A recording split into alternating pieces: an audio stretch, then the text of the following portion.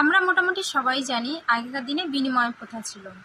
একটা জিনিসের বদলে আরেকটা জিনিস নেওয়া হতো, আর এখনকার দিনে সেটা টাকার বিনিময় হয়ে থাকে। টাকা দিলে তুমি সব পাবে, সোনা দানা, বাড়ি গাড়ি, শাক সবজি, ফল মূল, মাছ মাংস, বিভিন্ন ধরনের তুমি জিনিস পাবে। তেমনি আগেকার দিনে কন্যা বিদায়ের সময় কন্যাপক্ষকে টাকা দিয়ে তারপরে পাত্রপক্ষ কন্যাকে নিয়ে যেত শ্বশুর বাড়িতে। কিন্তু দেখো এখনকার দিনে তার পুরোপুরি উল্টো। কন্যাপক্ষকে ভুরি ভুরি সোনা দানা, টাকা পয়সা, ঘর সাজানোর সব জিনিস দিয়ে তবুও যদি তাদের মন পাওয়া যায়, এই জিনিসগুলো দেওয়া হয় শুধুমাত্র একটা বলদ কিনে নেওয়ার জন্য। এখানে বিনিময় প্রথা তো হলোই না, উল্টো পাত্রপক্ষের লাভই হলো।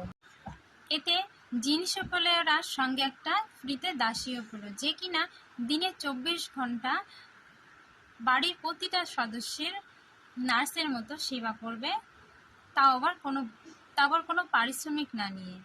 তবুও যদি তাদের মন পাওয়া যায়, তাও কত কথা শুনতে হয় তাকে প্রতি মুহূর্তে, প্রতিটা ক্ষণে।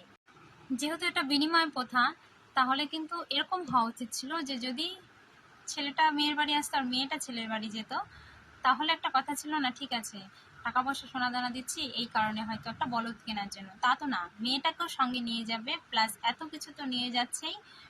তারপরও যদি মেয়েটা সাধারণত ভালোই হয়, ফ্যামিলি চাপে পড়েই অনেকটা সবাই বিগড়ে যায়।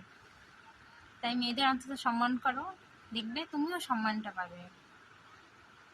বাড়ির প্রতিটা সদস্যের উদ্দেশ্যে এই কথাটা বলা উচিত, কারণ সবাই যদি ভালো হয় তাহলে দেখবে একটা মেয়ে অনায়াসে এত কিছু ছেড়ে যাচ্ছে, তার ওই থাকতে কোনো দ্বিধাবোধ হবে না।